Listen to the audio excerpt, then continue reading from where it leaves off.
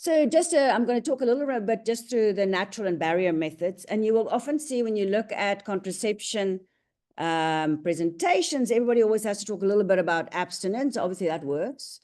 But actually, abstinence is ethically inappropriate to tell people that abstinence is the way to go.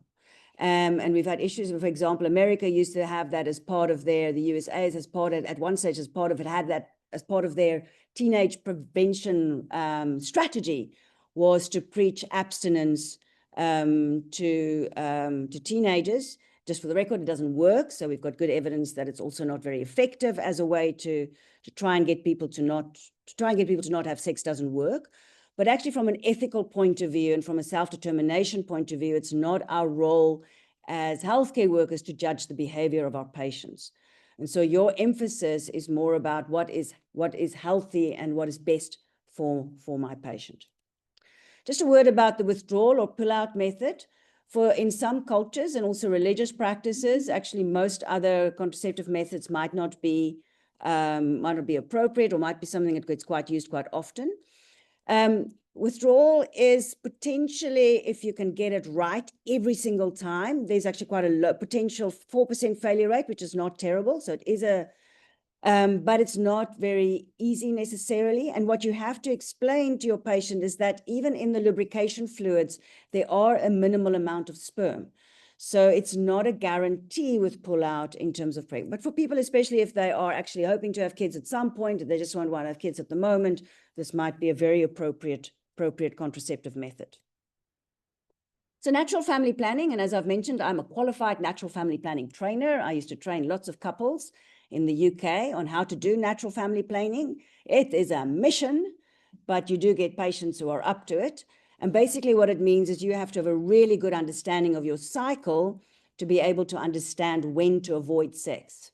And they do it these days. You've got apps, which is great. In my days, we had these like Excel sheet charts, and then you chart your temperature and you chart your mucus and you chart various changes in your bodies. And through that, you can identify when in the month you ovulate, and therefore you know when your fertile window is, and you would avoid sex, or you would use condoms just during that particular time.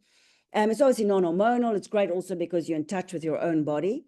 It's really awesome if people are not having babies at the moment, but in a year or two, they want to start having babies, because you can also use it to fall pregnant. So it's also a great way to help people identify when that window is. The naughty guide, or the easy version of this, which we've actually used quite a lot in the HIV days.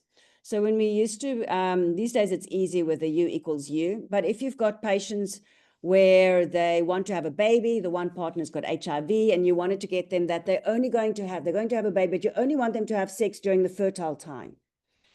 You have to help them to identify when the fertile time in their cycle is, so that they maximize that's the time you want to have sex. So just for interest's sake here, how many days in the month is a woman fertile?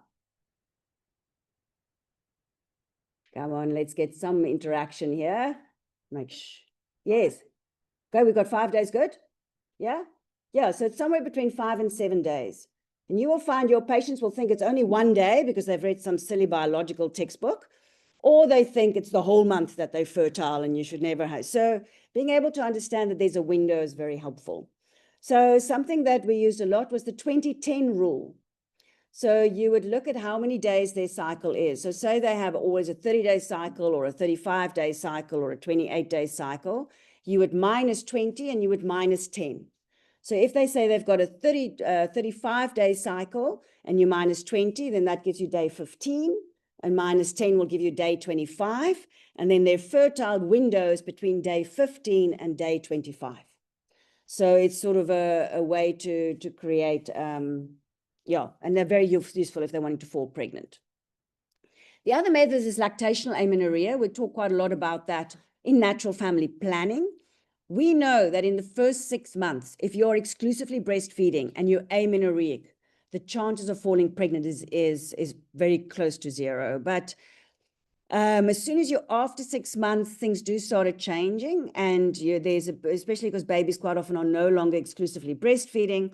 And you obviously don't know when your first ovulation is going to be. So we don't tend to recommend it as a contraception measure after 6 months. And even within the first 6 months, mostly women would like to be completely 100% safe. You don't want to fall pregnant in the first 6 months after having had a baby. So barrier methods needs lots of conversation with our patients. And I think the one thing we are all very bad at is really talking through female condoms. So what's great about condoms is that it gives the man more power in terms of fertility and what is happening. Normally it's just the woman that seems to be doing all the work. But it also then gives the woman less agency in terms of protection, for example, against STIs.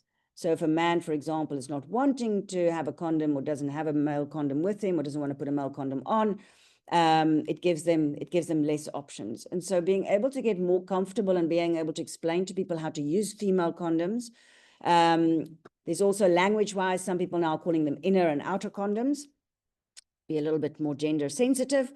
But you need to actually be able to have at least some leaflets available in terms of female condom use. And what's great about it is you got your STI prevention, but you have to be able to use them properly. So you can see there with our fail rate, if you use them well, it's a 2% effectiveness rate for contraception, which is amazing. So we shouldn't poo-poo condoms as an extraordinary method for contraception for people who are very motivated and wants to consistently use condoms. The top tip for condoms, I used to do a lot of sexual health in schools, is obviously you need to give people some instructions on how to use condoms.